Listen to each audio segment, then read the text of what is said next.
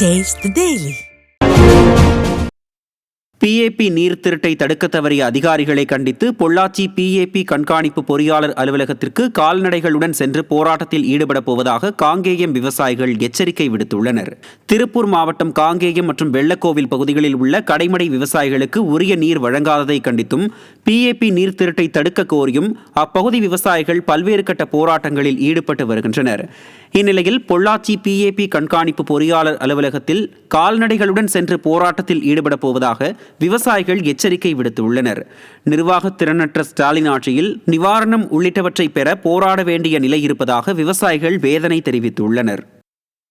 கடந்த 5 ஆண்டுகளாக தொடர்ந்து நடந்துட்டு இருக்கு. தொடர்ந்து போராட்டம், பட்டினி போராட்டம், தொடர் உண்ணாவிரத போராட்டம், 5 நாட்கள் தொடர் காத்திருப்பு போராட்டம், தொடர்ந்து 10 நாட்கள் காத்திருப்பு போராட்டம், அதிகாரிகள் சிறப்பிப்பு போராட்டம், தொடர்ந்து போராட்டம் நடந்துருக்கு.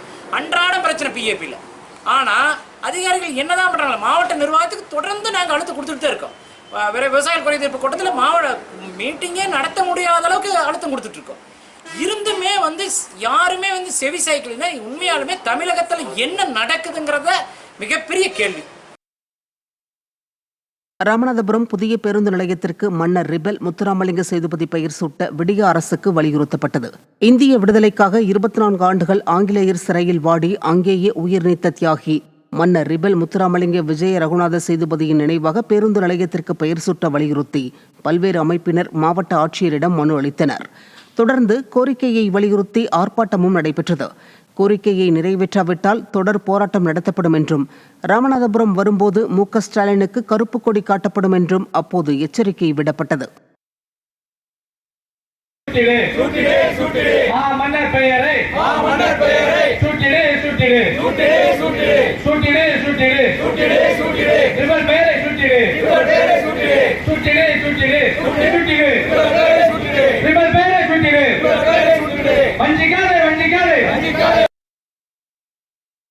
கும்பனி படையிலேருந்து ஆற்காட்டு நவப்படை எந்த படைக்கும் அஞ்சாத ஒரு மன்னர், வெள்ளையருக்கே அவர் கப்பம் கேட்டிருக்காரு. அப்பேற்பட்ட ஒரு மன்னர், அவருடைய வம்சாவளியினரும் அவர் வாழ்ந்த அரசாட்சி செய்த அந்த மண்ணில் இருக்கக்கூடிய மக்கள் அவ்வளவு சாதாரணமான மன்னர்கள் கிடையாது. ரிபல் முத்துராமலிங்கம் சேதுபதி மன்னரை தவிர்த்து வேறு